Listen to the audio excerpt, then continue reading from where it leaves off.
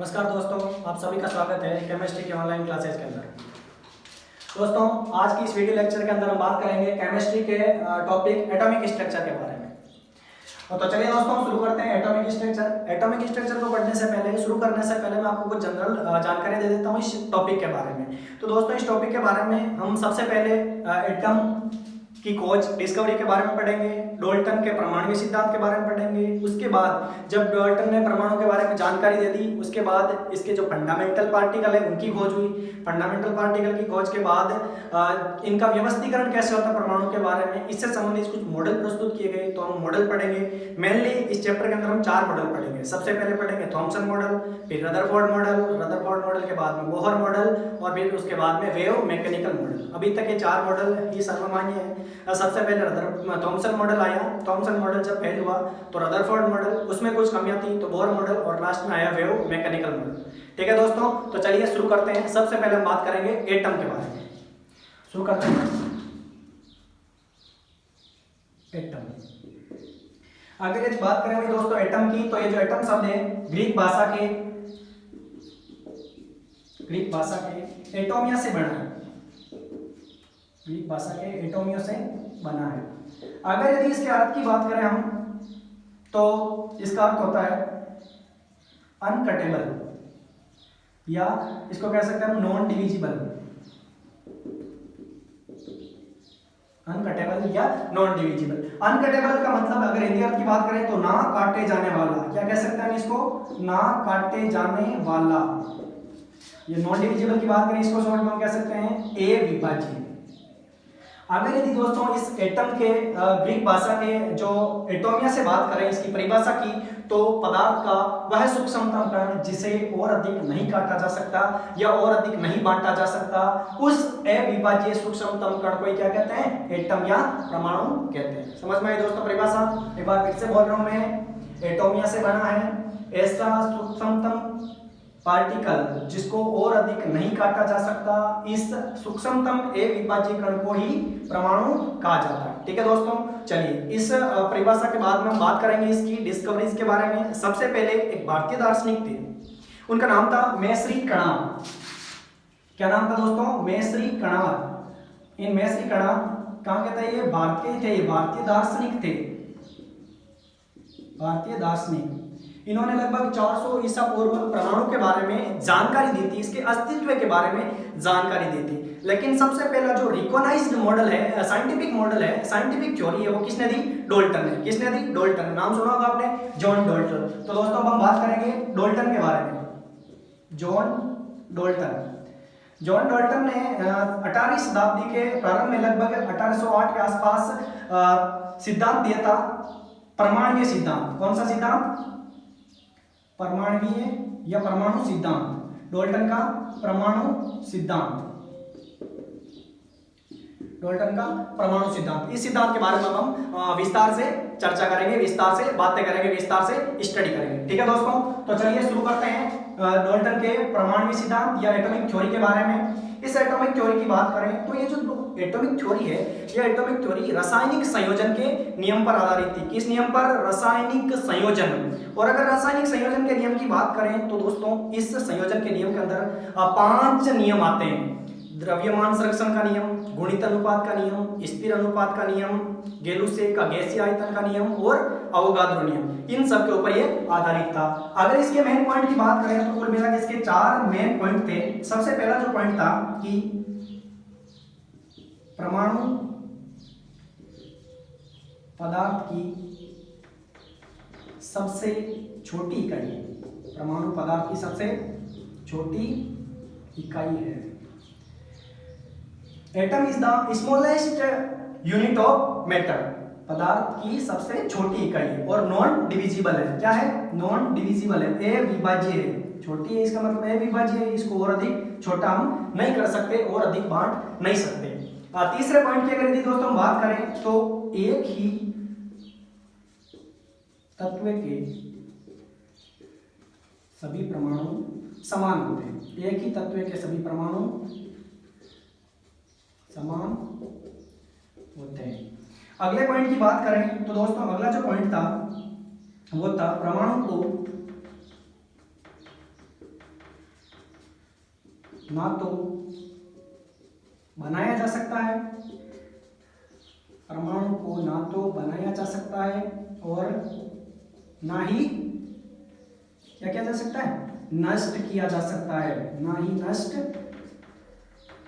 किया जा सकता है। एटम इस कैन नॉट बी क्रिएटेड और डिस्ट्रॉयड, ना तो बना सकते हो आप इसे, ना इसको नष्ट कर सकते हो। तीसरा पॉइंट क्या था, एक ही तत्व के सभी परमाणु समान होते हैं, एक ही तत्व के सभी परमाणु समान होते हैं। ठीक है दोस्तों, और एक और पॉइंट था कि परमाणु सरल अनुपात में संयुक्त होते हैं। Atom is combine in simple ratio, मतलब ये सरल अनुपात के अंदर संयुक्त होते हैं जब यौगिकों का निर्माण होता है। ये इस एटॉमिक थ्योरी की मूल बातें थी, मूल पॉइंट थे।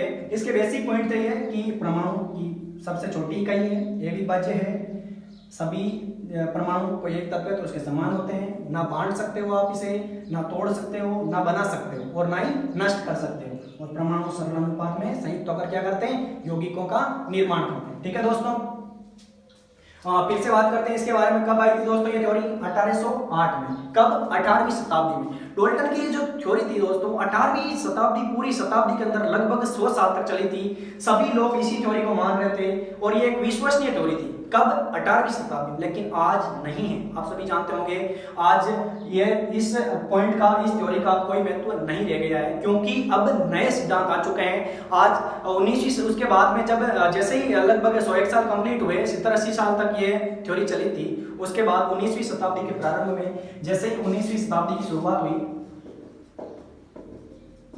19वीं शताब्दी में बहुत सारे वैज्ञानिकों के समूह ने इनको गलत साबित कर दिया। कैसे गलत साबित किया, एक एक करके हम इन सभी पॉइंट के बारे में बात करेंगे। तो चलिए सबसे पहले बात करते हैं परमाणु पदार्थ की सबसे छोटी इकाई है। ये कैसे गलत साबित किया भाई, क्योंकि 19, आपको पता होगा 19वीं शताब्दी के अंदर परमाणु के फंडामेंटल जो पार्टिकल हैं, मतलब मूलभूत जो कण हैं, फंडामेंटल पार्टिकल की खोज हो चुकी थी। जैसे कि इलेक्ट्रॉन है, प्रोटॉन है, न्यूट्रॉन है, जैसे इनकी खोज हुई तो ये जो बात थी गलत साबित हुई, क्योंकि ये सबसे छोटी इकाई है। तो फिर ये कहां से आई, ये तो खुद इसके अंदर होते हैं और इसके अंदर है, मतलब इससे भी छोटे हैं। तो इसका मतलब ये पहला पॉइंट गलत साबित हो गया। एक ही बार मतलब तोड़ नहीं सकते, इससे कुछ प्राप्त नहीं कर सकते, लेकिन हमने इससे इलेक्ट्रॉन, प्रोटॉन, न्यूट्रॉन प्राप्त किए, ये भी गलत साबित हुआ। दोस्तों तीसरा पॉइंट था, एक ही तत्व के सभी परमाणु समान होते हैं। अगर यदि कोई एक तत्व है तो उस तत्व के सभी परमाणु समान होते हैं, ये बात कही थी डाल्टन ने। लेकिन आपको अगर पता हो तो आइसोटॉप नाम सुना होगा। जो आइसोटॉप्स होते हैं, जिनको हम समस्थानिक बोलते हैं, ये समस्थानिक होते हैं, इस बात को गलत साबित करते हैं। कैसे, जैसे कि एग्जांपल के तौर पे सबसे सरल एग्जांपल लेते हैं 1H1, 1H2, 1H3। ये क्या है दोस्तों, हाइड्रोजन के समस्थानिक हैं। इसका नाम की अगर बात करें, प्रोटियम, ड्यूटेरियम और ट्राइटियम, ये तीनों ही क्या करते हैं दोस्तों, इस पॉइंट को गलत साबित करते हैं। एक ही परमाणु है, कौन, एक ही तत्व है, कौन सा, हाइड्रोजन। इस हाइड्रोजन के एक ही तत्व के अलग अलग परमाणु हो गए, जिससे ये बात भी गलत साबित होती है। ठीक है दोस्तों, अगली बात की बात करें, परमाणु को ना तो बनाया जा सकता और ना ही नष्ट किया जा सकता।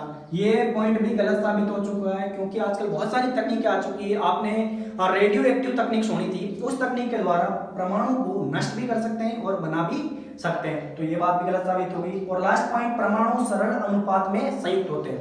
सरल अनुपात में संयुक्त होते हैं, इसका एक एग्जांपल देता हूं। आपने दोस्तों सुना होगा नॉन स्टोइकियोमेट्रिक यौगिक के बारे में, कंपाउंड के बारे में। नॉन स्टोइकियोमेट्रिक कंपाउंड, उनमें क्या होता है, जैसे कि वैसे तो ये नॉन स्टोइकियोमेट्रिक जो कंपाउंड है, ये नॉन स्टोइकियोमेट्रिक कंपाउंड किसमें आते हैं, 12th क्लास के सॉलिड स्टेट में इनका अध्ययन किया जाता है। लेकिन अभी हल्की सी जानकारी दे देता हूं आपको। जैसे कि एग्जांपल के तौर पे आयरन है, जो 2 वैलेंसी प्रदर्शित करता है, +2 और +3। अगर इस Fe+2 को मैं ऑक्सीजन के साथ संयुक्त करूं तो क्या बनेगा, FeO, क्योंकि ये +2 और ये -2, जिससे क्या बना, FeO। क्या बोलते हैं इसको, फेरस ऑक्साइड। ये जो फेरस ऑक्साइड है, इसमें अगर आयरन और ऑक्सीजन का अनुपात देखें हम तो क्या है, 1:1। लेकिन दोस्तों ये एक्चुअली ऐसा नहीं होता। एक्चुअली अगर इस कंपाउंड की बात की जाए तो इसमें Fe 0.98 और O 1 होता है। इसका मतलब इसके रेशियो की बात करें तो ये रेशियो 0.9:1। क्या ये सरल अनुपात है? क्या नहीं है। तो ये जो सरल अनुपात में संयुक्त होकर यौगिक बनाते हैं, ये बात भी गलत साबित हो चुकी है, क्योंकि ऐसे बहुत से नॉन स्टोइकियोमेट्रिक कंपाउंड प्रकृति के अंदर प्रेजेंट हैं, जिससे ये बात भी गलत साबित होती है। समझ रहे दोस्तों? समझ चुके होंगे आप इस डाल्टन की थ्योरी को, और ये अब क्यों मान्य नहीं है इस बात को भी समझ चुके होंगे, क्योंकि 19वीं शताब्दी और आने वाला जैसे जैसे समय बढ़ता गया, बहुत सारी नई नई तकनीकें चलती गई, नई नई खोज होती गई, जिससे ये सिद्धांत, ये पॉइंट गलत साबित हो गए। ठीक है दोस्तों, चलिए इसके बाद हम बात करेंगे कि जो फंडामेंटल पार्टिकल है, फंडामेंटल पार्टिकल मूलभूत कण है किसके? परमाणु के। कौन कौन से? जैसे इलेक्ट्रॉन है, प्रोटॉन है, न्यूट्रॉन है। मुख्य रूप से ये 3 आधारभूत कण हैं, कुछ एमोलिक भी कण हैं, उनके बारे में भी बात करेंगे, एक एक करके हम इन सबका अध्ययन करेंगे। ठीक है दोस्तों, तो चलिए सबसे पहले हम बात करते हैं किसके बारे में? परमाणु के फंडामेंटल पार्टिकल के बारे में।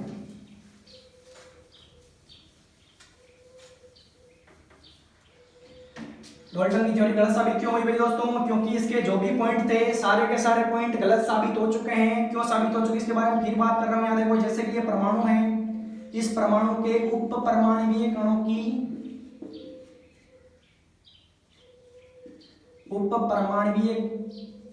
की खोज हो चुकी है, क्योंकि उस डाल्टन की थ्योरी का मेन बेसिक पॉइंट क्या था कि इसको आप बांट नहीं सकते, ये अविभाज्य है और सबसे छोटी इकाई है, तो इससे भी छोटे कण उप परमाणुीय कण, मतलब इसके अंदर उपस्थित जो कण है उनकी खोज होते ही जो डाल्टन की थ्योरी थी वो गलत हो गई। तो बात करते हैं उप परमाणुीय कणों की। लगभग 35 प्रकार के उप परमाणुीय कण हैं जिसके बारे में खोज हो चुकी है। हम यहाँ बात करें कुछ महत्वपूर्ण कणों के बारे में। 2 भागों में बांटा गया इनको, एक तो है मौलिक कण और दूसरे कौन से हैं? अमौलिक कण। मौलिक कण और अमौलिक कण। मौलिक कणों की बात करें तो दोस्तों मुख्य रूप से 3 मौलिक कण हैं। कौन कौन से? इलेक्ट्रॉन, प्रोटॉन और न्यूट्रॉन। इलेक्ट्रॉन, प्रोटॉन और न्यूट्रॉन। अमौलिक कणों की बात करें तो बहुत सारे अमौलिक कण खोजे जा चुके हैं, जैसे कि meson, boson, neutrino, anti neutrino, neutrino, anti neutrino, positron. कौन सा? पॉजिट्रॉन। तो बहुत सारे अमौलिक कणों की खोज हो चुकी है। इसमें मेसोन जो कण है वो सबसे भारी होता है। Meson, boson, neutrino, anti neutrino, positron, बहुत सारे कणों की खोज हो चुकी है। ये अमौलिक कण है। मुख्य रूप से मौलिक कण कितने हैं? 3, इलेक्ट्रॉन, प्रोटॉन और न्यूट्रॉन। तो चलिए दोस्तों, हम आज के इस लेक्चर के अंदर इलेक्ट्रॉन, प्रोटॉन और न्यूट्रॉन के बारे में डिस्कस करेंगे। ठीक है, एक एक करके। सबसे पहले हम बात करते हैं किसके बारे में? इलेक्ट्रॉन के बारे में। ठीक है दोस्तों, समझ में आ रहा है यहाँ तक? आगे बात करेंगे हम फंडामेंटल पार्टिकल या मूलभूत जो कण हैं परमाणु के, उनके बारे में। सबसे पहले किसके बारे में बात करेंगे? इलेक्ट्रॉन के बारे में। किसके बारे में? इलेक्ट्रॉन के बारे में। किससे प्रदर्शित करते हैं इसको? ई से।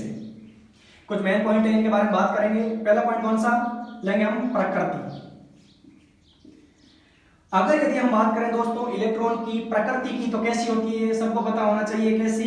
ऋणात्मक प्रकृति का होता है ये, क्योंकि इसके ऊपर कौन सा आवेश? ऋण आवेश होता है। तो प्रकृति कैसी? ऋणात्मक। प्रकृति के बाद में बात करें खोज किससे हुई, ये इंपॉर्टेंट पॉइंट है दोस्तों, क्योंकि खोज किसने की ये बात तो सबको पता है, लेकिन खोज किससे हुई ये बात भी पता होनी चाहिए। तो किससे हुई? कैथोड किरणों से। किससे हुई खोज? कैथोड किरणों से। इन किरणों के बारे में बात करें तो दोस्तों ये ऋणात्मक प्रकृति की होती है। ऋणात्मक प्रकृति इसकी। कैथोड किरणें क्यों बोलते हैं? क्योंकि कैथोड से निकलती है ये। कैथोड और एनोड जो 2 इलेक्ट्रोड होते हैं उसमें ये कैथोड से निकलती है और एनोड की तरफ जाती है। ऋणात्मक प्रकृति की कैथोड किरणें कैथोड से निकलती है। अगर यदि विद्युत और इलेक्ट्रिक और मैग्नेटिक फील्ड, विद्युत और चुंबकीय क्षेत्र अगर अनुपस्थित है तो ये कैसी, किस दिशा में गमन करती है? सीधी रेखा में, सीधी दिशा में गमन करती है। ठीक है, कौन सी किरणें? कैथोड किरणें। खोज किससे हुई थी? इलेक्ट्रॉन की कैथोड किरणों से। तीसरे पॉइंट की बात करते हैं हम, खोज किसने करी? तो किसने करी इसकी खोज सबको पता है दोस्तों, जे थॉमसन। किसने? जे थॉमसन ने। जे थॉमसन नामक वैज्ञानिक ने इलेक्ट्रॉन की खोज करी थी कैथोड किरणों के द्वारा। ठीक है, अगले पॉइंट की बात करें, खोज तो इसने करी लेकिन नामकरण किसी और ने किया दोस्तों। किसने किया नामकरण? नामकरण किया था इसने स्टोनी नाम दिया था इलेक्ट्रॉन। तो जे थॉमसन ने फिर क्या किया, जे थॉमसन ने खोज करी, नाम क्या दिया, नेगेट्रॉन नाम दिया था। क्योंकि दोस्तों इलेक्ट्रॉन नाम से पहले जितने भी नेगेटिव पार्टिकल जो थे जिनकी खोज होती थी उन सबको नेगेट्रॉन ही बोला जाता था। ये भी एक नेगेटिव पार्टिकल है, इसको भी क्या बोल दिया गया, नेगेट्रॉन। लेकिन स्टोनी ने इसका क्या नाम रखा, इलेक्ट्रॉन। चलिए दोस्तों अगले पॉइंट के बारे में बात करते हैं। कौन सा अगला पॉइंट लेते हैं हम, अगला पॉइंट लेते हैं हम आवेश। क्या लेते हैं, चार्ज। चार्ज की अगर यदि बात करें दोस्तों इसमें, तो इलेक्ट्रॉन के ऊपर जो चार्ज है वो होता है 1.6 into 10 to the power -19 coulomb. और ये किस में होता है, माइनस में, -1.6 into 10 to the power -19 coulomb. Coulomb क्या है, आवेश की यूनिट है, आवेश की इकाई है। तो -1.6 इंटू 10 टू द पावर -19। ये ध्यान रखें दोस्तों, बहुत जरूरी है माइनस, क्योंकि प्रकृति कैसी, ऋणात्मक प्रकृति है, ये परिमाण है, लेकिन ये चिन्ह जरूरी है माइनस, क्योंकि ये किस प्रकृति का, ऋणात्मक प्रकृति का।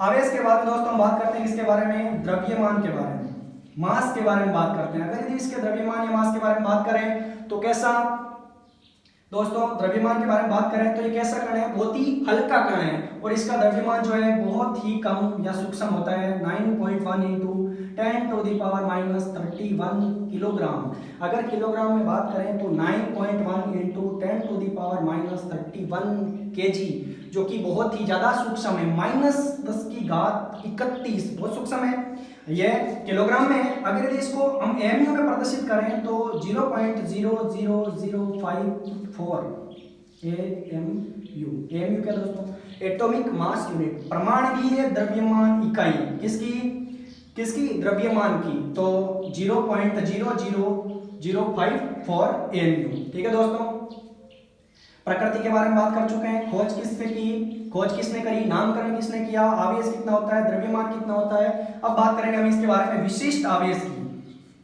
किसकी, विशिष्ट आवेश, स्पेसिफिक चार्ज के बारे में। अगर यदि दोस्तों स्पेसिफिक चार्ज की बात की जाए, इसका पहले आप समझ लीजिए स्पेसिफिक चार्ज होता क्या है।